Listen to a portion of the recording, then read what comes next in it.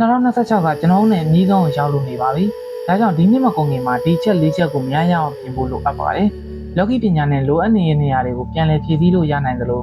လောကီပညာကိုပြန်လည်အထောက်အကူပြုနိုင်ဖို့အတွက်နံပါတ်1သင်ရဲ့အတိတ်ကိုမေးလိုက်ပါ။သင်ရဲ့အတိတ်ကသင်ကိုစိတ်ကင်စားပေးနေရဆိုရင်အဲ့ဒီအရာကိုလုံးဝအဆုံးသတ်ပလိုက်ပါ။နံပါတ်2ကိုနဲ့အမြင်မတူတဲ့လူတွေနဲ့အဆက်အသွယ်ဖြတ်ပါ။ငါနဲ့မတူငါရန်သူလို့ပြောတာမဟုတ်ဘဲနဲ့တချို့တွေကအတွေးခေါ်မှတွေးကြတယ်။သူပြောတာမှအမှန်သူလုပ်တာမှအမှန်တခြားသူဘာပြောပြောတခြားသူဘယ်လိုပဲရှင်းပြပြသူ့ရဲ့အုံနောက်ထဲကသူထင်တဲ့အတိုင်းအပဲအမှန်ဆိုပြီးတော့လက်ခံတတ်ကြတဲ့လူတွေနဲ့ဆက်သွယ်ဖြတ်ပါဒီလိုလူတွေကသင်ရဲ့အခြေအနေကိုဖြုံးတိနေရဖြစ်တဲ့အတွက်ဒီလိုလူတွေအတွက်သင်အချိန်ဖြုံးဖို့မလိုပါဘူး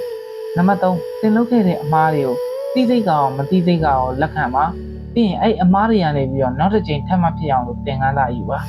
နံပါတ်4သင်ရဲ့ဘဝကိုကွန်ဖတ်ဆုံးလို့ခေါ်တဲ့တက်တောင့်တက်တာဆုံးကနေပြီးတော့ရုံးထွက်ပါဘာကြောင့်လဲဆိုတော့ဒီကွန်ဖတ်ဆုံးတွေတိမောကိုနှောင့်နှေးစေဖို့အတွက်ဖြစ်နေလို့ပါပဲသင် confirm လုပ်ရနေပြီးတော့ရုံထွက်တော့မယ်ဆိုရင်သင်ရဲ့ idea တွေအကြံဉာဏ်တွေကိုတခင်ကားတဲ့ပို့ပြီးတော့ကောင်းအောင်လို့ဖောက်ထွက်ကြည့်ပါဒါကကျွန်တော်ဘဝအတွက်ပြောင်းလဲစေတဲ့အချိုးအပွေလေးတတိလေးတစ်ခုဖြစ်သွားခဲ့တဲ့အတွက်မိတ်ဆွေတို့ပြန်လည်များဖို့တည်ခြင်းဖြစ်ပါတယ်